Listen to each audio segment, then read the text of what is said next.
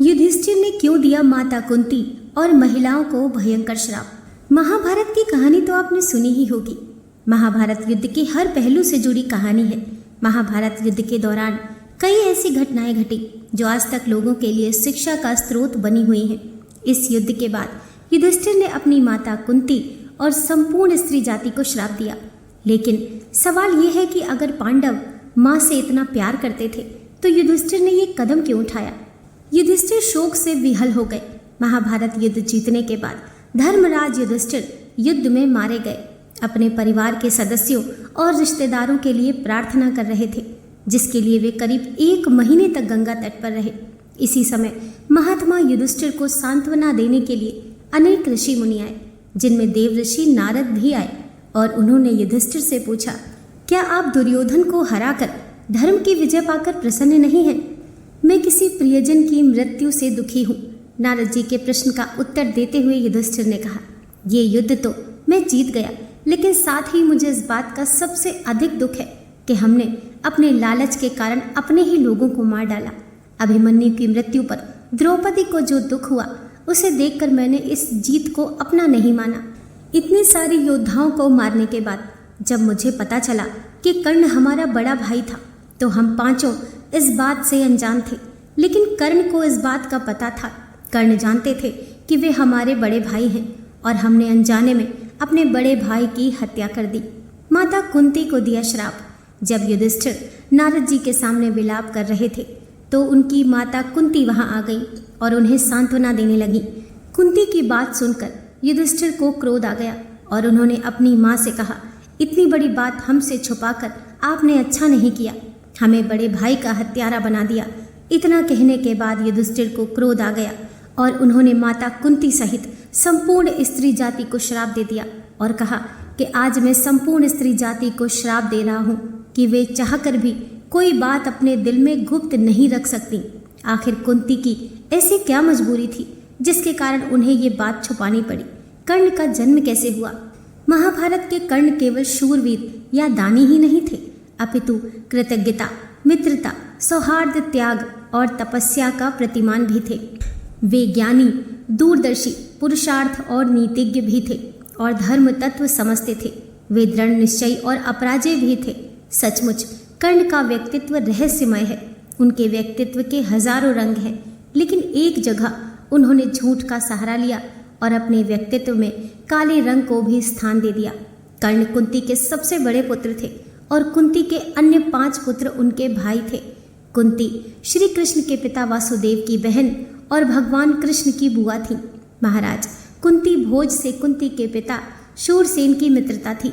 कुंती भोज की कोई संतान नहीं थी, अतः उन्होंने शूरसेन से कुंती को गोद मांग लिया। कुंती भोज के यहाँ रहने के कारण ही कुंती का नाम कुंती पड़ा। हालांकि पहले इनका नाम प्रथा था। कुंती का विवाह राजा पांडु से हुआ था। यदुवंशी राजा शूरसेन की पोषित कन्या कुंती जब सयानी हुई तो पिता ने उसे घर आए महात्माओं की सेवा में लगा दिया। पिता के अतिथि गृह में जितने भी साधु, महात्मा, ऋषि मुनि आदि आते, कुंती उनकी सेवा मन लगाकर किया करती थी। एक बार दुर्वासा ऋषि आए। कुंती ने उनकी भी मन लगाकर सेवा की। कुंती की सेवा से प्रसन्न होकर दुर्वासा ऋषि ने कहा, पुत्री, मैं तुम्हारी सेवा से अत्यंत प्रसन्न हुआ, अतः तुझे एक ऐसा मंत्र देता हूँ।